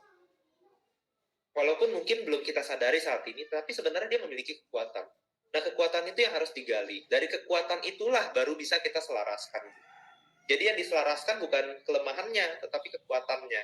Dan itu baru bisa terjadi kalau misalnya sudah ada kekuatan-kekuatan lain yang menjadi aset kita. Yang menjadi modal kita. Modalnya itu adalah kekuatan-kekuatan dari anak-anak didik kita nih. Kita selaraskan. Gitu. Jadi mungkin kacamatanya diganti dulu, Bu. Kalau tadinya kita melihatnya, dia nggak bisa klasikal. Kata-kata itu aja dia nggak bisa. Tidak bisa. Itu sudah kelemahan. Kekuatannya apa? Itu yang perlu kita lihat. Kekuatannya seperti apa sih? Kekuatannya mungkin dia kalau belajar itu imajinasinya. Karena gini Bu, saya sebelumnya mengajar SMP dan SMA ya, Bu Ros. Ada satu anak di mana pelajaran matematika itu dia selalu main-main di kelas. Kesannya main-main ya. Padahal ternyata dia mendengarkan. Itu yang pertama. Yang kedua, kalau misalnya kita menilai kertas ujiannya dia berdasarkan pegangan yang kita ada, yang kita ajarkan, caranya tuh nggak sinkron, Bu Ros. Tapi jawabannya pasti benar, karena pola berpikir dia abstrak. Nah, di sini kita kalau misalnya kita lihat dari kekuatan, dan satu lagi, tulisannya itu luar biasa berantakannya. Tetapi pola pikirnya luar biasa abstrak, Bapak Ibu. Dia bisa membayangkan suatu permasalahan sulit dengan mudah. Itu kekuatan dia. Nah, itu dari situ kita berangkat bagaimana kita menyelaraskan kekuatan. Permasalahan-permasalahan kompleks yang dimiliki oleh anak-anak lain bisa dia selesaikan. Dan ketika pada akhirnya ketika dibutuhkan, dia bisa bekerja sama dengan temannya memecahkan permasalahan yang sulit itu. Sementara temannya menuliskan. Rapih jadinya, Bapak Ibu. Permasalahan selesai, laporannya rapih. Itu kita berangkat dari kekuatan. Jadi memang harus dilihat lagi kekuatannya itu seperti apa. Kurang lebih seperti itu ya, Bu Ros. Nanti kalau misalnya masih ada pertanyaan lanjutan, boleh angkat tangan lagi atau diketikkan juga nggak apa-apa. Saya berangkat ke yang berikutnya. Di sini ada Pak Indra. Pak Indra, silakan buka mikrofon. Boleh Pak. Terima kasih Pak atas izin yang diberikan. Perkenalkan, nama saya Indra Mudarambe dari CGP SMK Negeri 1 RC dari Tapsel Pak. Izin bertanya, dari penjabaran yang Bapak jabarkan barusan, terlebih dengan proses atau alur bakja yang telah kita dengar bersama, kira-kira kalau misalnya di lapangan dalam menerapkan ataupun proses bakja ini, kira-kira ada nggak kendala yang berarti di kita di sekolah kita masing-masing? Mohon jawabannya. Terima kasih Pak. Pak Indra, mohon izin, maksudnya kendala dan efeknya terhadap sekolah itu seperti apa ya Pak? Iya ya Pak. Ya. Gambarannya seperti apa Pak maksudnya kalau kendala? Maksudnya gini Pak, kan kadang-kadang banyak yang kita hadapi atau hambatan kadang-kadang tidak sesuai dengan yang kita harapkan. Dan kadang-kadang seperti ini, apa hal yang kita lakukan atau menyikapi ini seperti apa kira-kira Pak? Baik, kurang lebih saya paham Pak. Iya. Maksudnya kita memiliki visi, kita memiliki impian, tapi kok kita resah gitu ya Pak ya? Iya Pak. Itu kayaknya banyak hambatan. Jawabannya tadi di awal Pak. Jadi sebenarnya adalah hal yang wajar kalau kita resah ketika kita memiliki visi. Itu artinya visi kita masih berlaku Pak. Visi kita masih belum tercapai. Kalau kita sudah tidak resah, berarti visi kita sudah tercapai dan saatnya kita harus mengubah visi kita. Gitu. Nah, tetapi jangan perlu khawatir, tadi juga disampaikan bahwa kita ini kan progresnya beda-beda ya. Kita berproses secara berbeda-beda. Yang penting kita terus respon. Kita terus maju, kita terus continue. Gitu. Jadi permasalahan sih pasti akan dihadapi, Iya. Tapi yang paling penting kita berjalan maju, dan ketika kita berbicara diri apresiatif, keuntungannya satu. Tadi seperti yang saya bicarakan juga, kita bicara dari kekuatan. Jadi penambahan prakarsa perubahan itu walaupun kecil, selama ada perubahan ya nggak apa-apa. Demi ketercapaian visi. Kalau misalnya sampai di tahap itu, kita sudah masuk evaluasi, ya nanti kita masuk ke prakarsa perubahan yang lain dulu, mau perubahan yang lain boleh, atau perubahan yang lebih besar lagi juga nggak apa-apa. Memang secara perlahan. Nah, ketika kita bicara aset lagi, ketika kita bicara inquiry apresiatif, pastinya kan kita berdasarkan aset ya, berdasarkan potensi.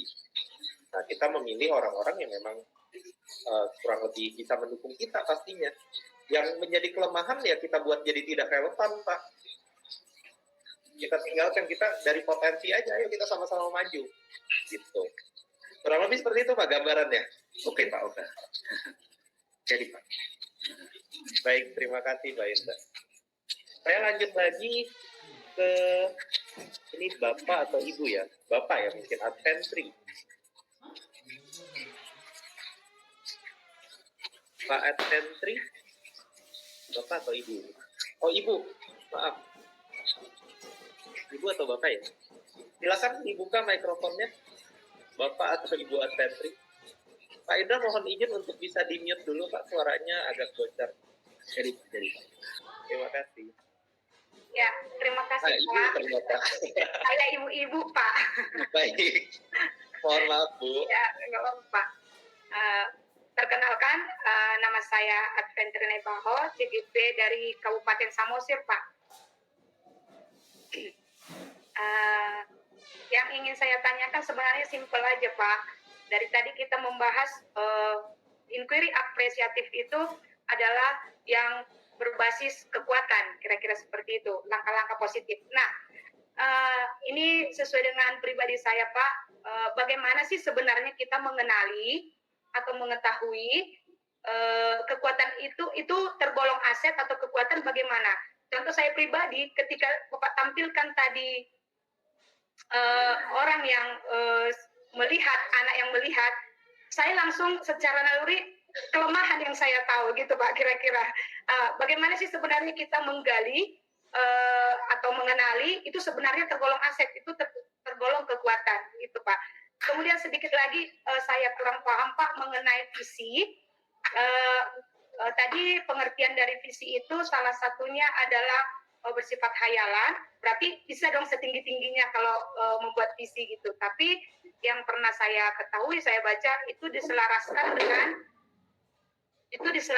dengan keadaan dari sekolah tersebut. Misalnya kalau kita buat visi sekolah gitu Pak. Jadi itu sebenarnya bagaimana sih Pak yang visi yang sebenarnya itu gitu. Terima kasih Pak. Baik, saya jawab yang kedua dulu Bu, karena lebih mudah menurut saya. Visi setinggi-tingginya betul, tetapi setinggi-tingginya itu harus dapat tercapai, itu baru visi. Karena kalau misalnya sesuatu yang tidak mungkin tercapai, ya itu bukan visi, itu impian jadinya. Hanya awang-awang, hanya kemauan, karena tidak mungkin tercapai. Nah, mungkin tercapai atau tidaknya itu, misalnya gini ya,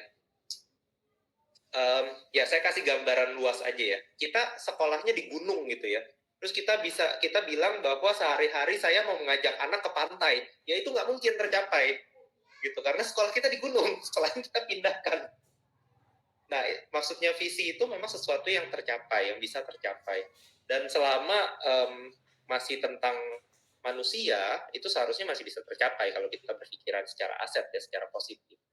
Nah, yang kedua tadi, pertanyaan yang pertama tadi, bagaimana sih kita melihatnya? Di modul 1.2 kita sudah mempelajari bentuk otak manusia ya, Bapak Ibu.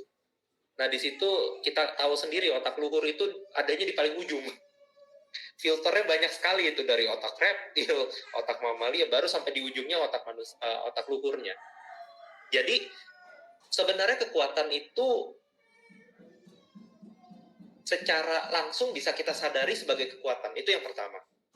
Hanya saja terkadang kita tidak melihatnya. Bagaimana cara kita melihatnya? Jadi bukan begini, maksudnya bukan kita melihat sesuatu ini kekuatannya apa ya? Nggak seperti itu, karena kekuatan itu pasti akan muncul kalau kita mau lihat, kalau kita memilih untuk melihat. Jadi secara satu-satunya memang tak lain adalah sadar. Harus kita sadari, dan perubahan itu memang butuh waktu. Seperti di modul 1.2 masalah berpikir lambat. Berpikir lambat itu butuh waktu, Bapak Ibu. Kalau misalnya kita nggak ngikutin berpikir lambat, ya kita pikirannya cepat mulu, otak kita maunya efektif, maunya menghemat energi, efisien, pada akhirnya kita ngikutin emosi. Nah, demikian pula itu juga tentang berpikir positif, itu harus kita sadari. Kita harus sadari di mana kita dibantu dengan bagaimana kita berpikir secara lambat. Itu sih, jadi memang butuh latihan, Bu, seperti bagaimana kita berpikir lambat. Dalam setiap aspek kita melihat suatu hal, sadari bahwa apa kekuatannya. Itu yang kita cari. Kita cari dengan sengaja gitu loh. Kalau kelemahan mungkin tidak sengaja pun ketemu. Tapi kekuatan ya kalau emang belum terbiasa, kita cari dengan sengaja. Kekuatannya apa sih? Sekecil apapun itu, potensinya kita lihat, kita akui. Jadi memang harus latihan, Bu. Satu-satunya cara, tidak bisa ekspres seperti Indomie. 5 menit jadi. Seperti itu kurang lebih ya, buat Febri. Ya, terima kasih Pak. Berarti tetap dihubungkan dengan bagaimana kita cara berpikir lambat sehingga disadari gitu. Ya, terima kasih Pak atas penjelasannya Pak. Sama-sama Ibu, mudah-mudahan tercerahkan. Ibu Kristiani, silakan. Terima kasih sebelumnya Pak. Sebelumnya saya ingin berbagi sedikit mengenai cerita Ibu Ros tadi yang memiliki anak yang berkebutuhan khusus di kelasnya. Kebetulan, perkenalkan nama saya Kristiani, saya guru SLB di Tapanuli Selatan, CGP di Tapanuli Selatan. Nah, benar sekali Pak bahwa sebenarnya semua anak itu punya potensi dan kekuatan masing-masing, hanya saja dibutuhkan cara pandang yang berbeda atau perlakuan yang berbeda antara anak satu dengan yang satunya. Begitu sharing dari saya. Yang saya tanyakan adalah Pak, kami adalah guru SLB. Apa di SLB ini anak yang bersekolah itu terdiri dari berbagai jenis anak kebutuhan khusus, tidak hanya satu anak kebutuhan khusus. Yang saya tanyakan, apakah Bagja ini, inquiry apresiatif ini dapat diterapkan di kelas saja Pak, gitu, hanya ruang lingkup kecil saja gitu. Kebetulan saya guru autis, target Bagja saya hanya untuk kisaran anak-anak dengan hambatan autis, tidak ke semua murid yang ada di SLB. Apakah Bagja ini bisa di lingkup kecil atau harus penerapannya harus langsung besar di lingkungan sekolah gitu Pak? Terima kasih. Baik. Terima kasih Chef dulu ke gambarnya gini. Bagja itu alat. Jadi pasti analoginya kalau kita pelari nih ya, Bagja itu sepatunya Bu. Mau kita lari di lintasan panggung Olimpiade, panggung PON, ataupun lari sekedar sore hari kita lari, ya kita bebas menggunakan sepatu atau tidak. Itu pilihan. Tetapi yang jelas menggunakan sepatu pasti mempermudah. Nah, jadi gambarannya apakah Bagja bisa di dalam lingkup yang kecil? Jawabannya pasti bisa, karena dia alat. Mau di lingkup kecil maupun besar pasti bisa. Tetapi yang saya ingatkan kembali di sini, ada baiknya kita menampilkan visi dulu. Supaya nggak cuma-cuma nggak sporadik. Memang Bagja ini bisa terjadi semata-mata ketika kita ada prakarsa perubahan aja. Kalau kita ada goal-nya, kita ada tujuannya, itu kita bisa menggunakan alat ini. Seperti yang tadi saya bilang, kita mau lari ya, kita pakai sepatu, udah semudah itu aja. Kita mau jalan-jalan, kita pakai sepatu pun nggak apa-apa, nggak masalah. Tapi kalau misalnya kita sudah ada goal, saya mau sewaktu-waktu nanti saya bisa lari maraton, misalnya impiannya itu visi. Pastinya Bagja ini alatnya menjadi lebih teratur lagi gitu loh. Bagaimana supaya kita sewaktu-waktu bisa lari maraton. Jadi kalau saat ini mungkin impian ibu hanya untuk si anak-anak yang ibu tangani yang kisarannya autis, itu nggak apa-apa, itu satu prakarsa perubahan. Tetapi visi besarnya itu seperti apa sih?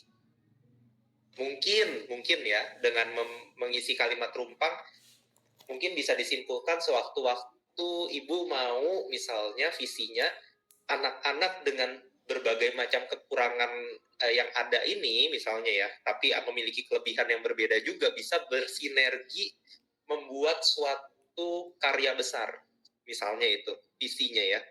Dari situ baru dibuat prakarsa perubahannya. Kalau yang autis ini seperti ini, kalau yang kasusnya seperti ini adalah seperti ini. Di satu kelas yang banyak rupanya itu saya prakarsa perubahannya mau seperti apa, melatih anak untuk bekerja sama misalnya. Jadi ada denahnya gitu loh Bu. Kita nggak berlari tanpa denah.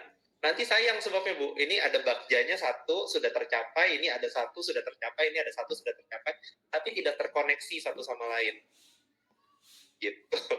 Itu fungsinya ada visinya dulu. Visinya itu jadi seperti balonnya, nggak keluar dari balon ini, nggak keluar dari gelembung ini.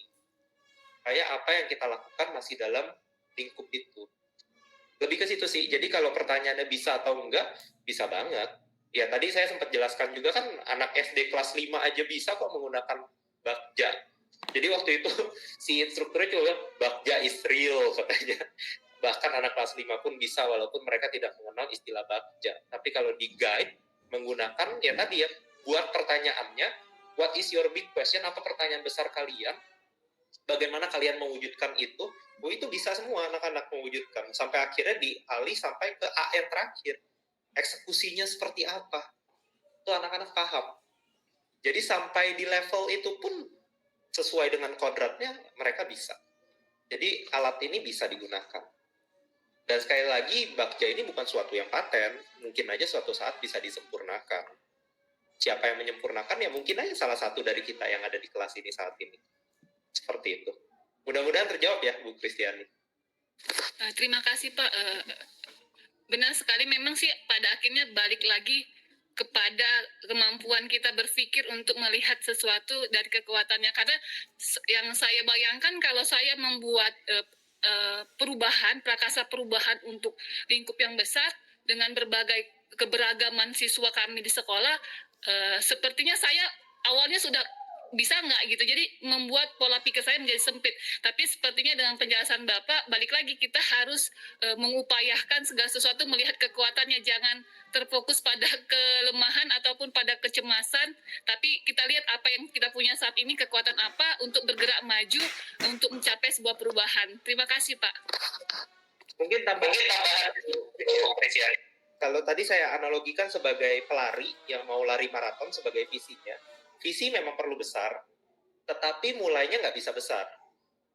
Itu saya cukup yakin lah, mulainya nggak mungkin besar. Kalau kita mulainya mau besar, perencanaannya nggak selesai-selesai, dan akhirnya kita nggak jalan-jalan. Memang ketika visinya besar nggak apa-apa, prakarsa perubahannya dari yang kecil. Kecil, perlahan, sampai menjadi besar. Itu yang dimaksud dari inquiry apresiatif. Karena kita mulai dari aset. Aset kita, ya ginilah, kita mau nabung gitu ya. Kita mau meraih untung istilahnya. Modal kita segini, ya udah mulai dari segini lah. Kita nggak bisa memimpikan dari yang besar. Kalau misalnya kita mau lari maraton, terus kita paksakan hari pertama kita lari 10 km, ya nggak sanggup, pingsan kitanya nanti. Jadi sudah betul Bu, bagjanya dimulai dari yang kecil nggak apa-apa. Prakarsa perubahannya dimulai dari yang kecil nggak apa-apa. Tapi visinya yang merangkum itu semua harus nyata dulu. Jadi target akhirnya saya ke situ, arah saya mau ke situ. Itu sih yang terpenting. Terima kasih banyak Pak. Baik, selanjutnya siapa ini? Ada Pak Rizky. Silakan Pak Rizky. Ya, terima kasih banyak Bapak. Ya, perkenalkan nama saya Rizky Monanga Dalimonte, Angkatan 4 dari Kabupaten Tapanuli Selatan, Pak. Instansi saya di SD Negeri 101301 Rianiate, Kecamatan Angkola Sangkunur. Pertanyaan saya Pak, di sini berdasarkan ruang lingkup sekolah saya, di mana siswa ABK hampir sama dengan Ibu Kristiani, tapi di sekolah kita ada satu ABK ya Pak. Jadi siswa ABK dalam sekolah tidak boleh dibedakan, karena pada proses pembelajaran di filosofis tentang Ki Hajar Dewantara, kita harus menyesuaikan terhadap kodrat anak dan kodrat zamannya. Jadi begini Pak, berdasarkan perlakuan yang sudah ada di sekolah tentunya terhadap anak ABK tersebut, tanpa mengesampingkan anak reguler lainnya, bagaimana tindakan yang harus saya lakukan yang tentunya bakal bersifat positif tanpa mengesampingkan keduanya. Itu saja sih Pak, terima kasih. Baik, Pak Rizky, ini jawabannya saya seperti tadi Ibu. Jawaban utuhnya nanti mungkin ada di modul 2. Itu pun bukan jawaban yang langsung ya, tapi diberikan strategi-strateginya. Kalau kita bicara dari sudut pandang modul 1.3 ini, pertanyaannya adalah karena kita berbicara IA, inquiry apresiatif, berarti kita berbicara tentang aset, berbicara tentang potensi. Anak ini ABK, iya, di satu sisi anak ini ABK. Kelebihannya apa? Itu dulu yang harus kita sadari. Karena kalau kita tidak bisa menyadari kelebihan anak itu, kita tidak akan bisa bicara inquiry apresiatif. Nah, dari kelebihan ini baru bisa kita desain, Pak, posisi dia di antara teman-temannya seperti apa. Apa yang bisa kita kembangkan sehingga kolaborasi bersama teman-temannya bisa menjadi suatu karya yang utuh. Berdasarkan kelebihan, bukan kekurangan. Kenapa kita bicara kelebihan? Karena mungkin teman-teman yang lain bisa menutupi kekurangan dia kok, nggak masalah. Gitu. Jadi yang paling penting kita membuka kacamata kita, kelebihan anak ini apa? Karena terkadang kita terlalu terbiasa melihat kelemahan anak ini ABK, apalagi kalau istilahnya, ini saya berbicara belakang ya Bapak Ibu, berbicara terbuka. Ini setiap hari ngeselin saya aja kerjaannya, jadi saya susah. Ya udah, yang saya lihat kelemahannya aja, nggak ada kelebihannya yang saya lihat. Gitu. Jadi memang kita harus berusaha mencari secara sengaja kelebihan anak ini apa. Dari situ baru kita bisa berangkat berdasarkan IA. Selama kita belum memetakan kelebihannya, kita belum bisa berbicara secara IA. Itu dasar utamanya. Mudah-mudahan terjawab ya Pak Rizky ya. Jadi Iya Pak. kelebihannya dulu kita petakan lah. Baik. Terima kasih banyak sudah menginspirasi sekali Pak. Mudah-mudahan bisa saya terapkan di sekolah nantinya dan bisa menginspirasi sama rekan-rekan lain CGP dari Tapanuli Selatan. Terima kasih Bapak untuk motivasinya. Ada lagi dari Bapak atau Ibu Roni nih? Gambarnya Ibu ya? Iya, Pak. Silakan Bu Roni. Setelah saya mendengar penjelasan dari Bapak dan saya kaitkan dengan materi yang saya baca, saya tergambar di pikiran saya visi saya yang sederhana saja dulu, yaitu menciptakan atau memberikan rasa bahagia di siswa, atau saya baca di referensinya student well-being gitu Pak ya. Itu sederhananya Pak. Saya pikir apakah visi saya ini harus saya sampaikan ke teman-teman saya melalui contohnya dalam rapat saya paparkan, apakah harus seperti itu Pak, atau saya terapkan saja di kelas saya langkah-langkah saya tanpa harus saya beritahukan ke teman-teman saya. Bagaimana langkah-langkah yang harus saya ambil itu Pak yang saya tanyakan. Terima kasih. Baik. Sebenarnya menciptakan selamat dan bahagia itu bukan kecil Bu, sebenarnya itu besar. Tetapi ya memang terlihat sederhana. Atas pertanyaan Ibu, saya tidak bisa memberikan jawaban yang pasti, Bu Roni, karena yang mengetahui lingkaran pengaruh Ibu adalah Ibu sendiri. Apakah Ibu mau membagikan ini ke teman-teman guru yang lain atau Ibu praktikkan dulu sendiri, itu yang paling tahu adalah Ibu sendiri. Tapi kalau saya menjadi Ibu, saya akan mencari koalisi. Itu yang pertama, koalisi untuk perubahan. Nah, koalisi untuk perubahan ini, baik itu satu orang lain ataupun dari saya sendiri dulu, karena saya belum bisa mempengaruhi orang lain, akan saya jalankan. Tetapi ketika saya berbicara kepada orang, saya akan menganalisa apakah orang itu memiliki semangat yang sama dengan saya. Jadi, jangan melemahkan saya di satu sisi. Itu. Kalau misalnya saya ditanya, saya akan menjawab, Bu. Misalnya saya ditanya oleh Bapak Kepala Sekolah atau Ibu Kepala Sekolah, saya akan menjawab, saya memiliki visi, saya memiliki pandangan bahwa anak-anak itu harus bahagia. Caranya adalah sebagai berikut, A, B, C, D, dan lain sebagainya. Tapi kalau saya nggak ditanya, saya akan diam. Sementara ke teman-teman lain yang memang saya sudah kenal dekat, yang masih berada di dalam lingkaran pengaruh saya, dalam artian secara tanda kutip ya, bisa saya pengaruhi, itu saya akan berbagi. Saya akan ajak, yuk kita coba yuk. Caranya begini-begini. Tapi balik lagi, ketika kita mengikuti mode Bagja, kita mengikuti inquiry apresiatif, jangan kita sudah berpusat kepada jawaban yang kita miliki di pikiran kita. Karena teman-teman kita mungkin memiliki jawaban yang jauh berbeda dari kita, tetapi jauh lebih baik dari kita. Yang di awal mungkin tidak bisa kita terima. Setelah kita dengarkan secara sistematis, oh iya ya benar ya. Makanya kita harus berpikiran terbuka. Makanya Bagja ini bukan jawaban, tapi tindakan, daftar tindakan yang dilakukan supaya memperoleh jawaban. Jadi saya tidak memperoleh jawaban dari diri saya sendiri. Gambarannya seperti itu, Bu. Jadi analisa lagi lingkaran pengaruh Ibu. Jadi secara perlahan tapi pasti, nanti kan kalau misalnya, katakan mulai dari diri, karena saya belum bisa mempengaruhi siapa-siapa, saya mulai dari diri saya sendiri. Ketika di kelas saya, ya Ibu deh misalnya melihat teman Ibu tiba-tiba berubah, dia bersama anak-anak menjadi lebih enjoy, anak-anaknya juga lebih senang dengan dia ketika belajar serius tapi santai, nggak tegang, terus nilai anak-anak prestasinya naik, pasti kan Ibu juga bertanya-tanya ya, apa yang dilakukan? Nah, itulah semangatnya. Di situ lingkaran pengaruh kita baru mulai membesar, karena sudah ada kontribusi. Kan tadi ya, relasi, komunikasi, yang paling bawah kontribusi. Gitu.